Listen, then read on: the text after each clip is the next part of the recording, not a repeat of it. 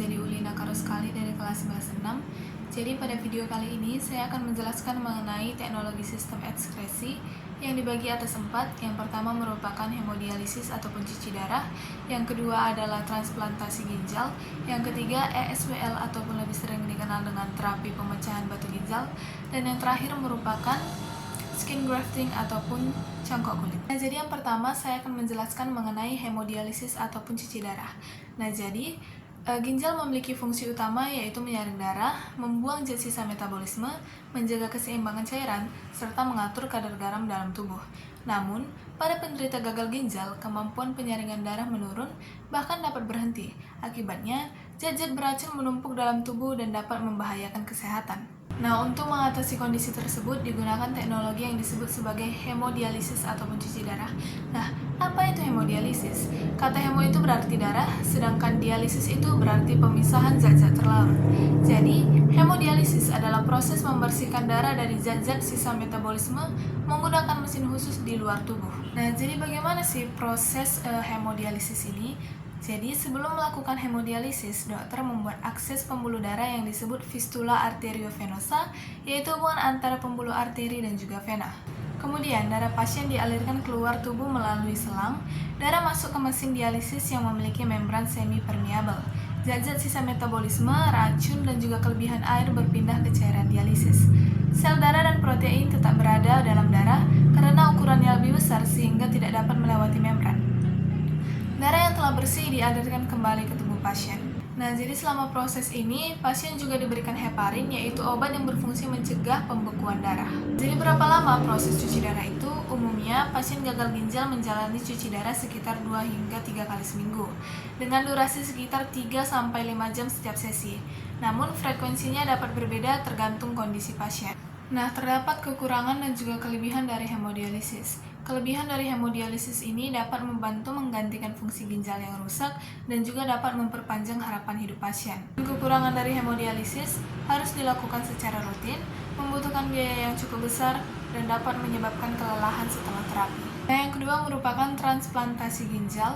Jadi, selain cuci darah, ada metode lain yang digunakan untuk penderita gagal ginjal kronis, yaitu transplantasi ginjal. Jadi, apa itu transplantasi ginjal?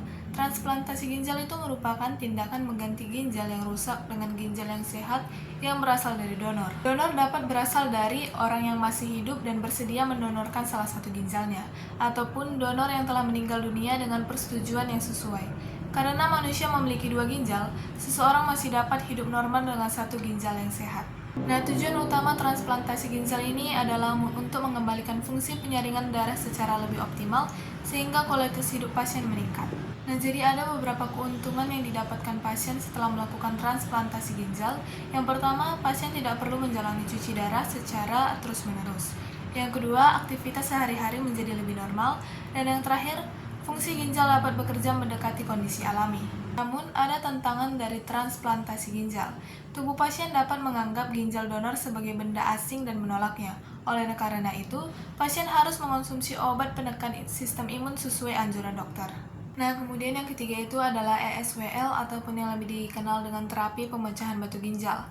Nah, jadi sekarang kita akan membahas teknologi untuk mengatasi batu ginjal. Jadi apa sih batu ginjal itu?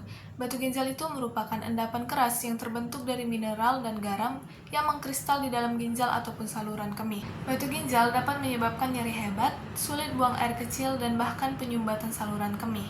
Nah, jadi ESWL ini merupakan teknologi yang menggunakan gelombang kejut atau gelombang ultrasonik yang diarahkan dari luar tubuh menuju batu ginjal.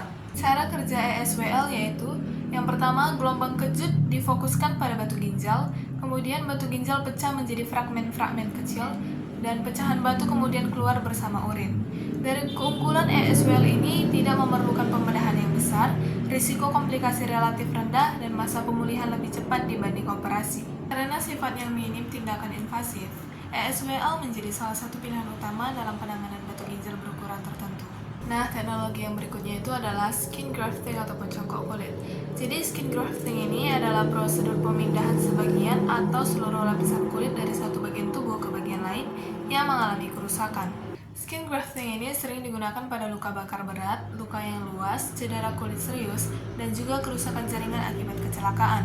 Proses dari skin grafting yaitu dokter mengambil kulit sehat dari bagian tubuh tertentu, misalnya paha, punggung, ataupun perut. Kulit tersebut kemudian ditempelkan pada area yang mengalami kerusakan. Tujuan dari skin grafting ini adalah untuk menutup area luka yang luas, mempercepat proses penyembuhan, mengurangi risiko infeksi, dan membantu memperbaiki fungsi dan penampilan kulit. Baiklah, sekian penjelasan saya mengenai materi teknologi sistem ekskresi. Adapun penutup dan kesimpulan dari saya, teknologi sistem ekskresi merupakan hasil perkembangan ilmu pengetahuan yang membantu mengatasi berbagai gangguan pada organ ekskresi. Dengan adanya teknologi tersebut, banyak pasien yang dapat memperoleh kualitas hidup yang lebih baik dan peluang kesembuhan yang lebih tinggi. Baiklah, terima kasih bagi Miss dan juga teman-teman yang sudah menonton video saya mulai dari awal hingga dari akhir. Kiranya video ini dapat bermanfaat bagi kita semua. Saya pamit undur diri, terima kasih. Salam Imago Dei.